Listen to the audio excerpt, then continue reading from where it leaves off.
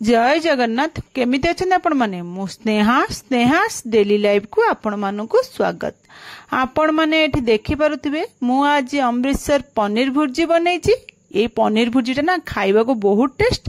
आपण माने एई भली थरे पनीर भुर्जी निश्चय ट्राई करंतु। चालंतु एबे देखिबा मु केमिति बनौछि। ता पय प्रथम गोटे प्यान बसै देबे। से प्यान ने आधा कप बेसन दे देबे। गैस पूरा सिम कर देथिबे। लोअर गैस रे रखी कि आमे बेसन टाको गोटे मिनिट हम एमती भाजी देबा। ताको एमती भाजीबा बंद करबेनी। एमती भाजी चलथिबे न तळे से पोड़ी जिवो।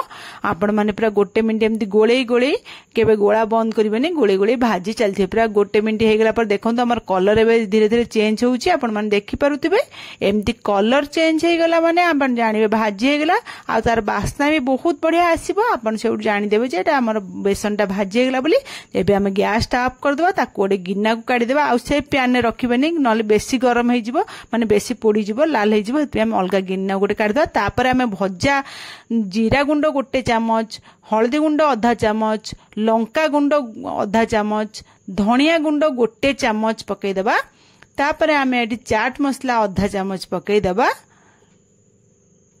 तापर गरम मसला आधा चामच पकई देबा।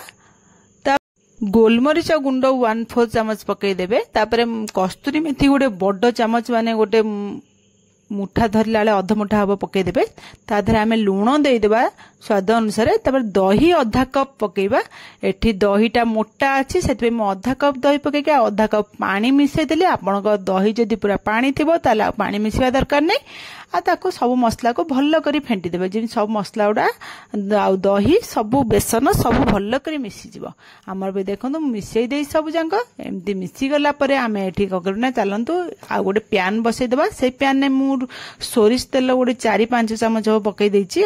गैस सिम करके आमे तेलटा को भल्ल करी गरम कर दा। कहीं सोरिष तेल जेमती बास्ना कंचा बास्ना पळेबा हम सेमती गरम कर दा। गरम कर देकी ताको पूरा गरम होला परे गैस रु तळु को बाहर कर देबा। हेतरे काश्मीरी रेड चिली गोटे चामच पकई देकी आपण माने तादर से जो तेलटा को आनी आमे से जो मसला आमे दही आ बेसन मसला रखितले सेइथिरे आमे आनी पकई देबा। पकई देकी मसला उडा भल्ल करी तेल संगरे मिसै देबा। जेमती तेल आ मसला भल्ल करी फेंटी जिवो। आपण माने तेल पकेबाटा को जमा स्किप करिबेनी। तापर मिसी गला पर चलंतु मु आ गोटे कढ़ई बसी दे सेत्रे मु रिफाइन तेल अल्प गोटे पकईछि। बटर गोटे अल्प हाफ चामच पकई देछि। बटर मेल्ट होला पर मु अदा ग्रेटिंग कर रखतिली गोटे चामच हबो। अदा गोटे इंच अदा ताकू पकईकी टिके भाजी देबा। अदाटा जल गोटे सेकेंड भाजी हे जिवो हम तदर गोटे बड़ प्याज एमती स्लाइस करी काट देथिबा। से प्याज टाको हम पकई देबा। पकई देकी ताकू गोटे मिनिट एमती भाजीबा। जेमती प्याज टारू हमर कंचा स्मेल पळेबो हल्का ब्राउन कलर आसीजिवो। आमे सेति बंद भाजिया बेसी कढ़ा करी भाजीबेनी। एतिकी भाजी हे गेला परे आमे एठी गोटे टमाटो बड़ टमाटे आमे ताकू केमती ये करी रखितले छोट छोट करी काटिकी रखितले से टमाटो को आमे पकई देबा। पकई देकी ताकू एमती प्याज और टमाटो को भल्ल करी भाजीबा। जेमती टमाटोटा दबी जिवो आ मसला माने मिसी जिगला हलिया हल्ला आलको आमे कोन हेतरे जो मसलाटा आमे गोळेई रखितले ना बेसन आ दहीर मसलाटा सेही मसलाटा को पकई देबा। आ गिन्नारे जेतिकी लागिथिबो आमे पानी टिके धोई के दे देबा। एठी आमे मसलाटा को गैस को प्रथमे हाई रखिथिबा। जेमती मसला फुटी आसीबो आमे गैस तापर तेले में सिम कर दबा। सिम कर देकी ताकू आमे 5 ରୁ 7 मिनिट खंड भल्ल करी कसिबा। जेमती मसला रो भल्ल करी तेल भारी जिवो। मसलाटा हमर पूरा भल्ल भाबरे कसी हे जिवो। तेल जेंदी ऊपर को फुटिकी भारिबो। देखंतु एबे मसलाटा बहुत हमर क्रीमी क्रीमी अछि बोली छिटकुची। सेते मुदा घोडना घोडे देबे। आपण माने देखि के करिवे घोडना घोडे देके एमती गोटे मिनिट आपण माने गोळौथिबे। काई ना हमर बेसन मसलाटा ना तळे लागि जिवो।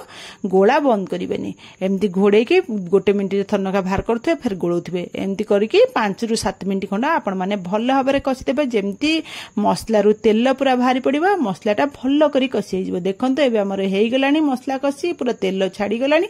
आमे एबे मसला एठी हमर पूरा रेडी हे गलानी। आ मसला कसिया दरकार नै। एबे आमे अमृतसरी पनीर भुर्जी करछन ना। एबे चलंत आमे पनीरटा को ग्रेटिंग करिया। मो एठी 250 ग्राम पनीर नैछि।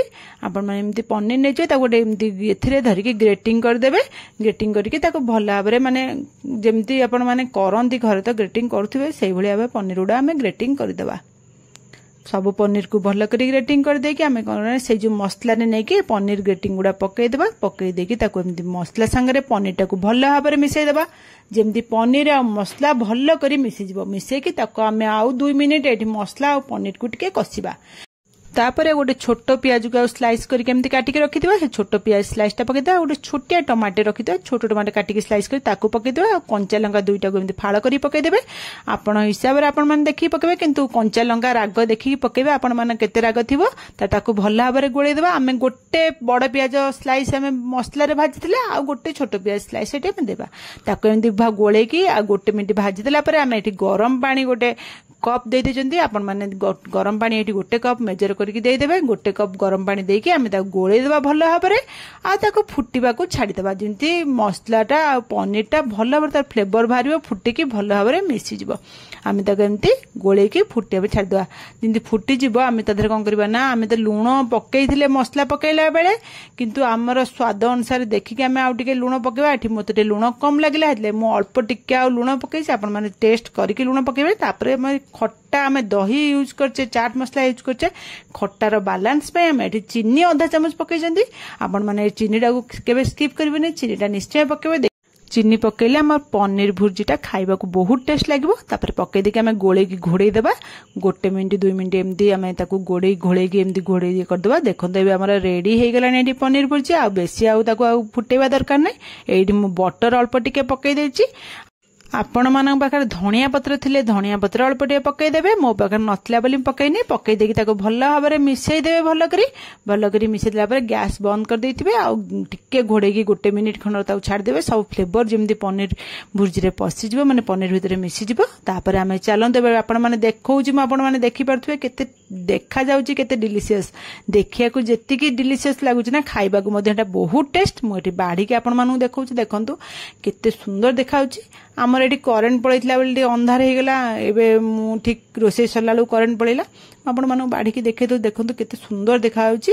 बढ़िया लागुची एटा माने परोटा पूरी रुटी सबुथिरे आपण माने खाई परिबे आ पिल्लाठू बड़ समस्त को भल लागिले मो चैनल को लाइक शेयर सब्सक्राइब निश्चय करिवे मते कमेंट माध्यम रे जणेबे आज रेसिपीटी आपण मानु केमिति लागिला रहुची काली आपण मानन पे गोटे नुआ रेसिपी नै आसीबी जय जगन्नाथ।